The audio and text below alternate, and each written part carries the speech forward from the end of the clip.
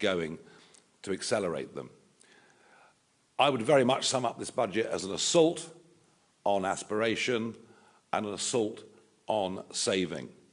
Quite frankly, what she's done with voluntary contributions to pensions will, I think, kill off the SIP market, the self-invested pension plan. I think today's budget will literally kill that off and do damage to the private pension market, pretty much equivalent to what Gordon Brown did 25 years ago when he put tax on dividend earnings, which then couldn't be fully reinvested. Unnoticed, perhaps, in some areas, dividend taxes up yet again. And, why would you invest if you feel there's a never-ending cycle of taxes on profits going up? Not to mention the mansion tax, which won't affect many people, but no doubt there'll be some widows living in Greater London that will be caused great distress by it. My big prediction from this budget is that the exodus will continue. They've got rid of the non-doms, well done. People that spend vast amounts of money in this country, that employ people, invest in people, they've gone. Many of our highest taxpayers, and bear in mind that 1% now pay 30% of all income tax, they're going. But worst of all of these signals from a government that literally doesn't understand business, because none of them have ever been in business, and frankly, there are few in the opposition who tick that box either. Now, my prediction is the exodus will continue, the exodus will accelerate, and the tragedy of it is the sheer number of 30-somethings who want to work hard, who want to do well, who are ambitious, and for them, they're seeing the Gulf. They're even seeing, ironically, other European countries. Milan in Italy being perhaps a very good example where young, hard-working entrepreneurs are going. That's one very, very big prediction that I've got from this budget. And the other one is, don't be deceived by being told that bills will go down. The big reach-out pledge of this budget, frozen train fares, yes, for those that commute, but energy bills, that's the big push from the government in this budget. Your energy bills will go down by £150. Bear in mind, this is the government that said they'd reduce energy bills by £300, and they're up almost exactly £300. The £150 reduction will be where they take some of the green subsidies, about 3/4 of the green subsidies off domestic energy bills, and throw that into general taxation, which means the working population will actually pay even more than we thought when I walked out of the chamber just some time ago. Energy clearly is going to be at the centrepiece of everything we fight for and stand for over the next couple of years. We cannot have an industrial strategy, we cannot reindustrialise, we cannot invite significant investment, be it British or be it foreign, until first we crack the nut of energy. And I would say this, we can't perform miracles if we win the next election, but we can at least be realistic. And we can at least say that already within reform we have people who've succeeded in the private sector, who've created jobs, who've paid taxes. And it's very much our ambition that we would have people in ministerial positions who were experts in their areas of expertise. Getting back to energy, just think about it. 10 energy ministers over the course of 14 years under a Conservative government, not one of them had a clue about energy, just allowing civil servants to go on running these departments and maintaining a failed status quo. So we will come in with people that actually know what they're doing, the people who have worked in the private sector, and we will attempt to turn around attitudes in this country towards hard work and success. Well, one of those players who's part of the reform team, who has succeeded in the private sector and who's made a detailed analysis of this budget already, and will tell you some of the ways in which Rachel Reeves did not need to put up taxes like that, is my colleague, Zia Youssef.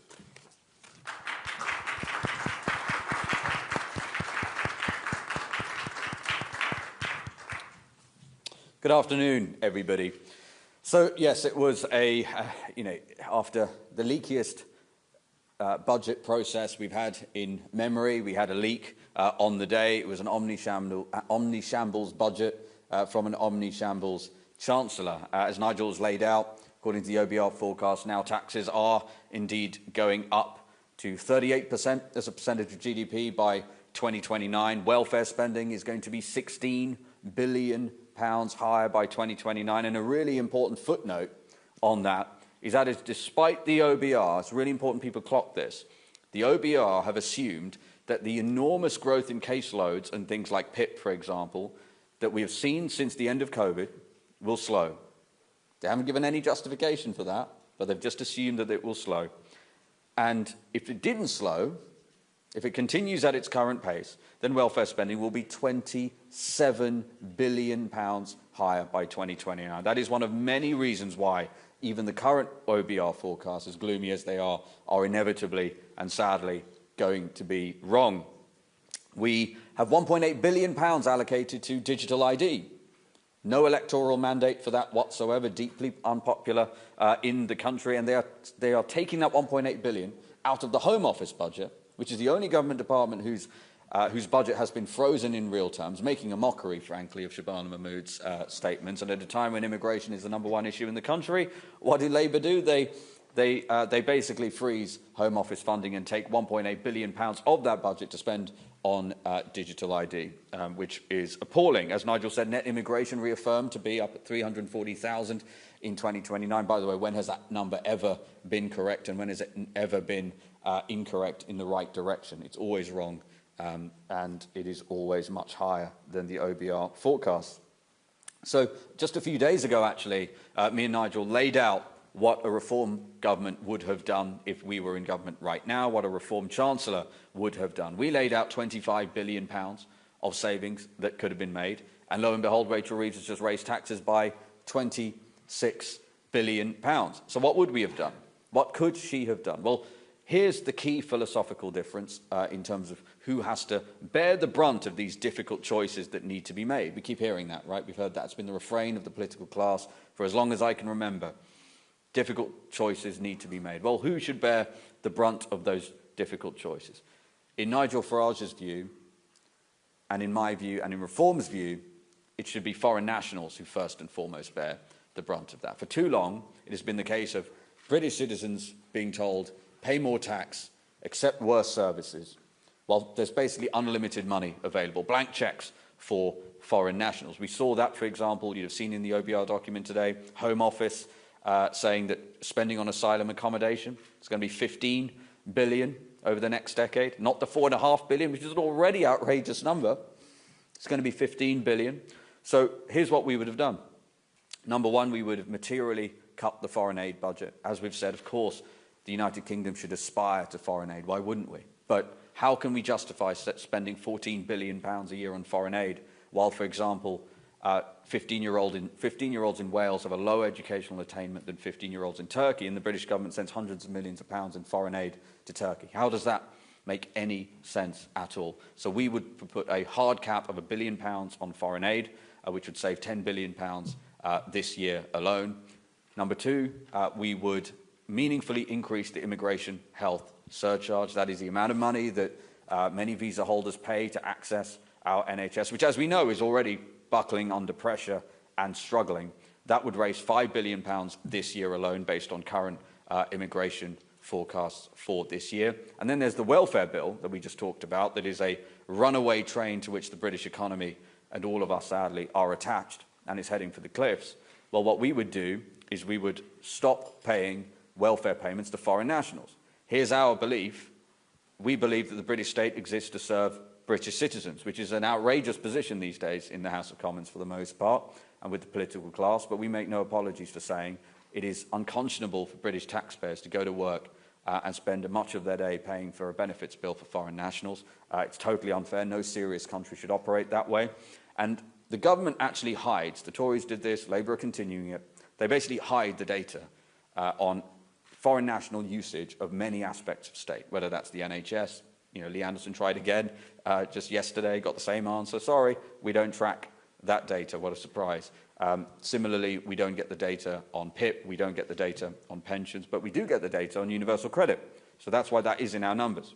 So we would cease payments to foreign nationals when it comes to universal credit, and yes, including EU nationals who are here on settled status. That would save £6 billion this fiscal year, assuming a 3-month notice period. And then we also have foreign nationals in our prisons. Over 10,000 foreign nationals languish in our jails. Most of those people, by the way, were put there under a Tory government. We should not forget that. But that number is not going down under Labour. And recent analysis suggests £640 million is the cost annually of keeping those people. So even net of deportation costs, that's about £500 million that can be saved. And then the other major saving on the theme of welfare, which must be brought under control, is our reforms that Lee and I announced in terms of PIP, where we would take people who are receiving PIP payments for non-serious anxiety and put them on back-to-work programs, where the preponderance of academic literature in Europe shows time and again that is the best possible thing you could do for them. It's pretty good for the taxpayer too. That would save £3.5 billion this year, rising to £9 billion a year by 2029. You top all of those up, you get £25 billion, which is just £1 billion less than the amount of money Rachel Reeves has raised taxes by. In the end, the only way that we break this country out of this doom loop that it's been in is by doing the opposite of what the political class has been doing.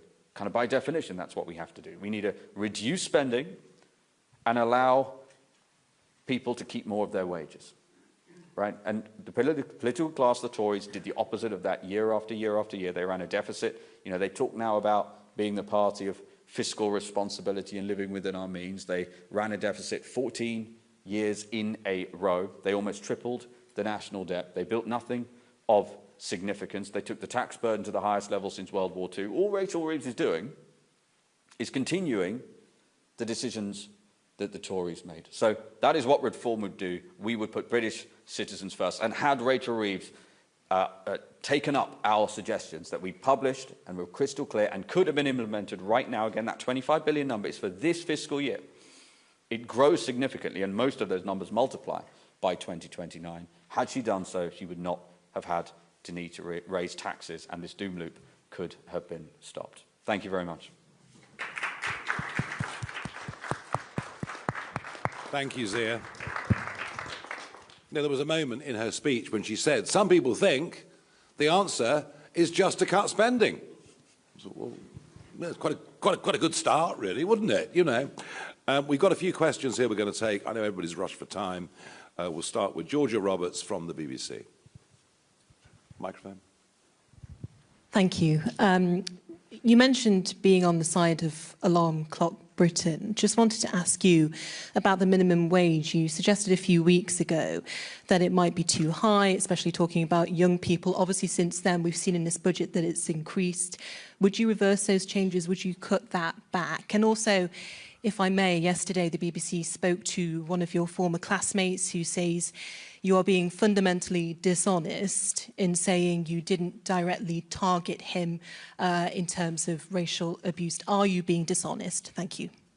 Thank you. I'll deal with that one first. No, straight up, he's the one person that said I directly abused him. Other people didn't like my views, and those that have come out that don't like my views, one happens to be a former leader of Kent County Council, another a leader of a Liberal Democrat group in the West Country, but I absolutely deny.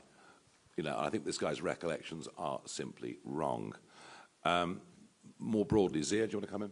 Yeah, look, on the minimum wage, look, we've got to be real about this. I know it's very easy to paint some headline of, oh, you know, reform want young people to do less. Well, no, it's the opposite. We want young people to do better. Look what's happening to youth unemployment. Youth unemployment is 15%. That is the highest level of the last decade outside of the COVID collapse. Now, you tell me if you think youth unemployment at 15% is remotely acceptable. And speak to people who hire young people. What do they tell you? What the government has done is close the gap between a mid-level employee and a junior employee. And this is the problem with having people who make these decisions who have never actually had to employ anyone, never had to make those sorts of decisions. Our young people are being basically thrown onto the scrap heap.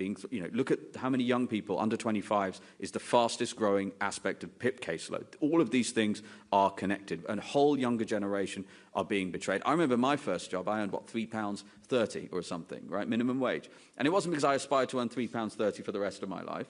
right? But it was a great start.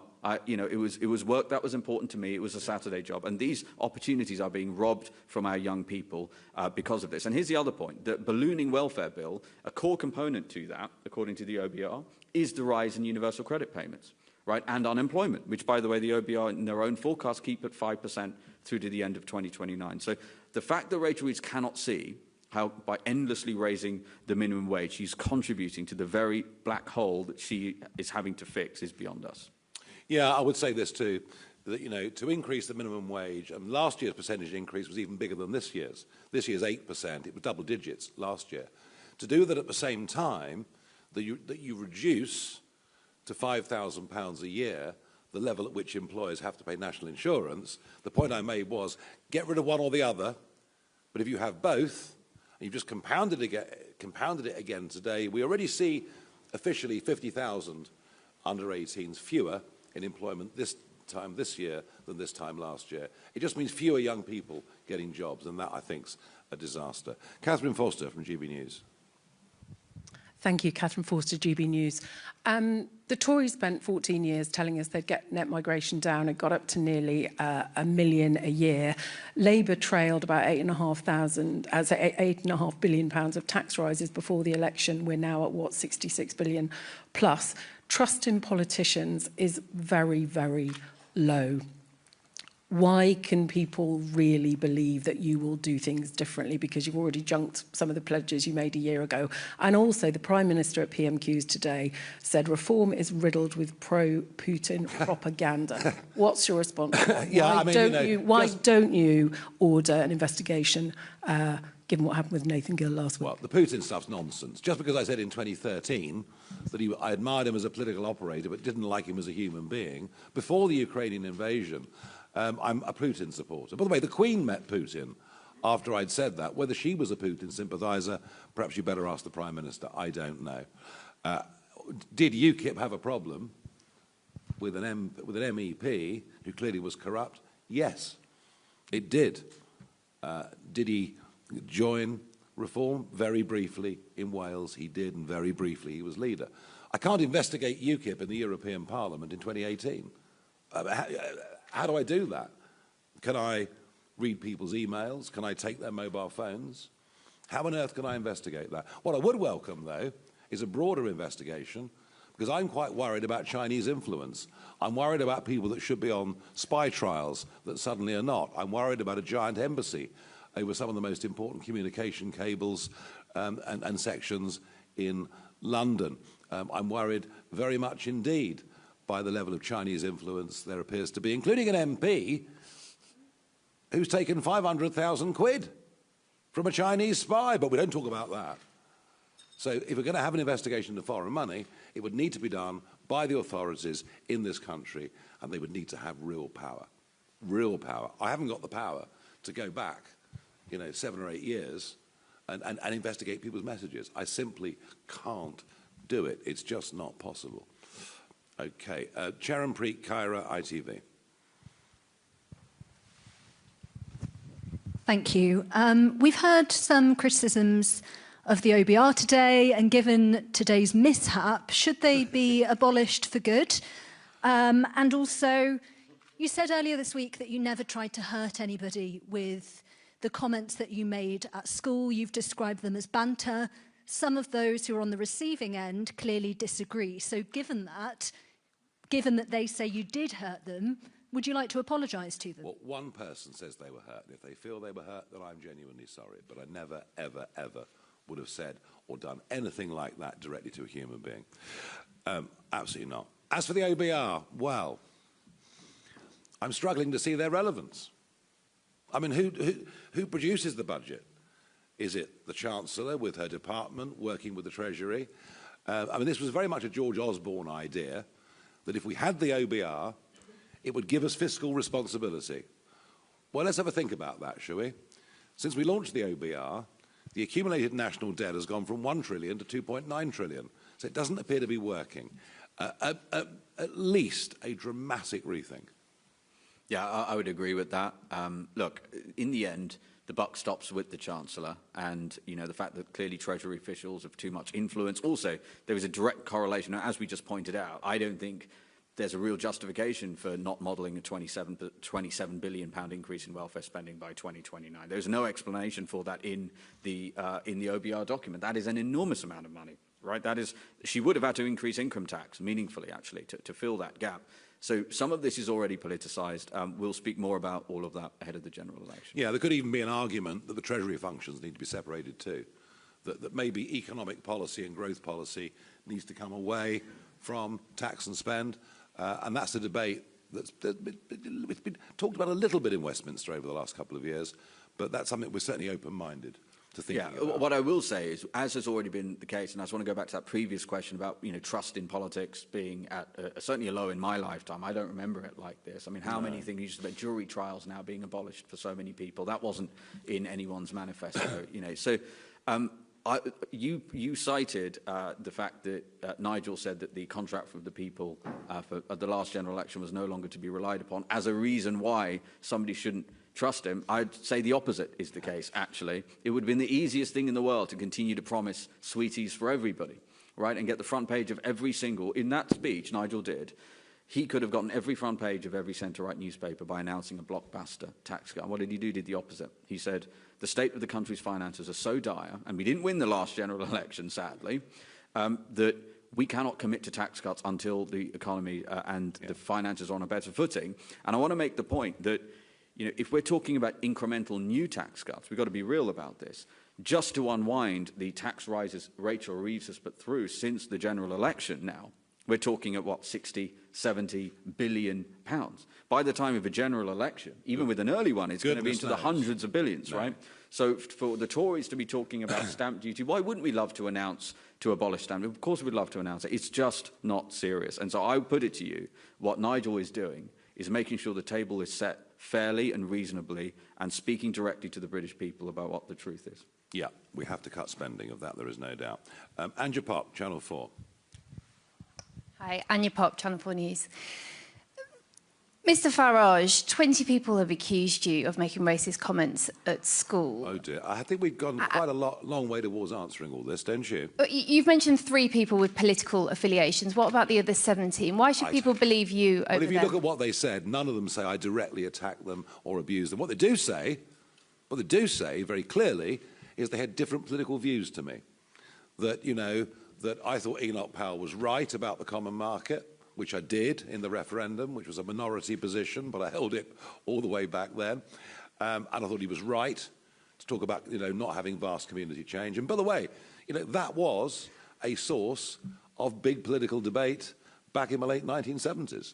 So I think what you're hearing there, yes, some with direct political involvement, others with different political views. And by the way, look at the level of debate in Britain today. I mean, anyone that dares to question immigration numbers is likely to be screamed at as racist in the street. So perhaps not much has, in some ways, actually changed. Michael Knowles from The Express. On that last topic, do you think the public needs to be ready for more tax rises if Labour fails to actually curb immigration, stop the boats and fix our asylum crisis? Yes, I think the public need to be prepared for more tax rises, but I think the public also might need to be prepared for an early general election. I struggle to see this lot going on to 2029. I believe there will be a fiscal event at some point in the next couple of years. And I think she'll face at some point a budget where she has no option but to cut spending. And that, I think, is when the government falls to pieces. We saw today in the Commons just how strongly socialist this Labour Party is. Some of the biggest cheers for the Chancellor when she was saying, well, the sort of school I went to, you posh Tories didn't care about. So there's an awful lot of class warfare out there. And I think the risks for Labour of a massive fracture on the left are really all too real. Genevieve from The Telegraph, please. Hi, Mr Farage. So do you believe that Rachel Reeves has breached the Labour manifesto by freezing income tax thresholds? It seems that some in the Treasury are arguing that some in Labour are arguing that she hasn't broken the manifesto by doing that. And secondly, you've previously expressed support for scrapping the 2-child benefit cap. So that obviously happened today. The Chancellor announced it today. Do you think that she was right to do that and you wouldn't bring it back in if you were to win in 2025?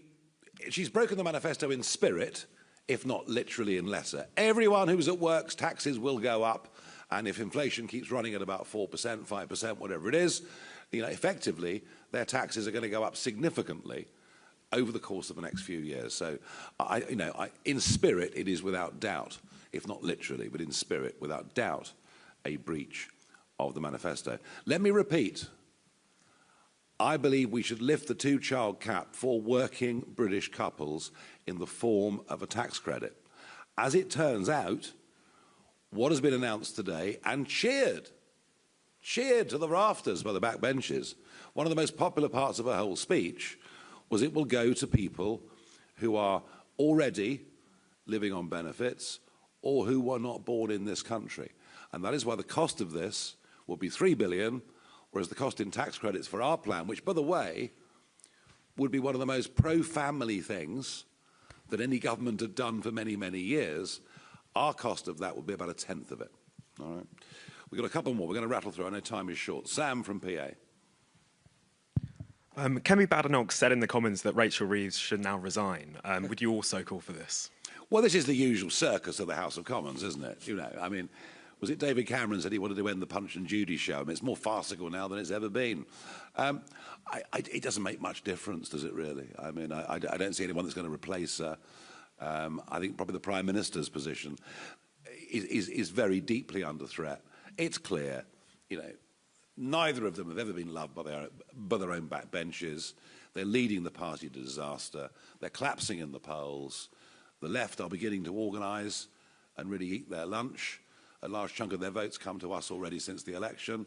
You've never seen a government in so much trouble. So I think my prediction is that at some point they'll all be forced to resign, perhaps before too long. Fraser Knight, LBC. Thank you. Mr. Farage, you said that you are struggling to see the relevance of the OBR. More immediately, do you think the chair should offer his resignation? And if I can as well, spending on pensioners is set to rise to nearly £200 billion per year by the start of next decade. Does the triple lock need to go? Well, I've said very clearly that the triple lock, we're not going to guarantee anything on the triple lock. We'll have to see what the economics of this are like nearer the next election. But, we've all got to be realistic about the state of public finances. And I still don't think that the media are serious about the state of public finances. We had 14 years of the Conservatives saying, we're cutting the deficit. Oh, that's all right then. But all the while they were cutting the deficit, it was still a massive deficit and debt exploded. And now we've got, unbelievably, a Prime Minister and a Chancellor today saying we are cutting debt. They're not. They're not. It's going up massively. Even the first year's debt was out by 21 billion. So that is why I say I'm not going to make any guarantees on the triple lock. I know it's important to people. I know the cost of living is very, very high, but we can't make any guarantees on things. And it goes back to what Zia said earlier. We want to be responsible. Lucy White, Bloomberg. I was actually going to pick up on the same point there that I think you missed on the chair of the OBR. Should he resign? Do you think does responsibility need to be taken at the top level? And secondly, if I may as well, the OBR's prediction on forecast on living standards is not particularly rosy in its latest forecast. You've admitted yourself that you wouldn't be able to bring in income tax until you've made spending cuts. What would you do to transform living standards in the UK in the initial stages of your government if you were to have one? It is possible, though, to bring in tax cuts at the same time as spending cuts. I haven't ruled that out, all right? I'm just saying we will do this the right way round. The crucial thing is absolutely crucial thing is to raise the threshold at which people start paying tax. That is the single most important tax that needs to be changed because we've got to change this relationship between being on benefits and being at work. And I've met people on my doorsteps that would love to go back to full-time work, But as soon as they start to get a job and they work more than 16 hours, they lose all their benefits and they're worse off working than they are on benefits. So look, you know, we've argued for a long, long time. We'd love to get this up to £20,000 a year to give people a real incentive to get back to work. Well, somebody at the OBR should carry the can. I mean, after all the leaks that we had, I thought what happened today was truly astonishing. Zia called it an omni-shambles. I think he's wrong. It's a total shambles. Let's go to Antonello from La Repubblica. Antonio from La Repubblica. Thank you, Mr. Farage. Talking about government spending, former generals and defence figures are asking the UK government to increase funding for defence, given the threat from Russia. If you were Prime Minister, would you increase defence spending in this country, and if so, by how much of the GDP? Thank you. Yeah, I mean, look, there is no doubt that Putin is becoming more dangerous with every month that goes by. No doubt about that. You know, I think Donald Trump really thought he could get him early to the table to have a rational discussion, and it's proved a very, very difficult thing to do. I'm also deeply concerned about China, and I don't necessarily mean that in the sense of conventional warfare, but I do think in terms of cyber warfare, in terms of hacking, in terms of all these things, you know, the nature of warfare is changing. All I do know is that we need to have significant investment in drones. Drones are going to, you know, they are rather like the tank was in 1917. Drones are going to be here to stay. And I'm not sure, and we actually talked about this over the weekend, didn't we? I'm not actually sure that in terms of procurement, we're looking in quite the right directions or thinking the right way. Thoughts on that, Zia? Yeah, look, if you speak to, you know, any of you in the media can go and speak to people in the military, either serving or recently finished serving, and ask them, you know, what would happen to Britain if a threat actor of the level of, say, Iran, let alone China, came at us with everything they've got with drones. How long would Britain be able to defend any of our key infrastructure? And it is not very long at all. We basically have no drone stocks, sadly. So no, I think Nigel's right. I think, you know, Britain... We need to look at what Britain is procuring. Yes, we need to spend more. Actually, it was Reform talking about increasing defence spending as a percentage of GDP long before, for example, Labour were. But the key point is the country needs more money. We need to actually grow the economy. And there's no sign of that happening at the moment. No. Enjoy the Rachel Reeves press conference at 4. Thank you very much.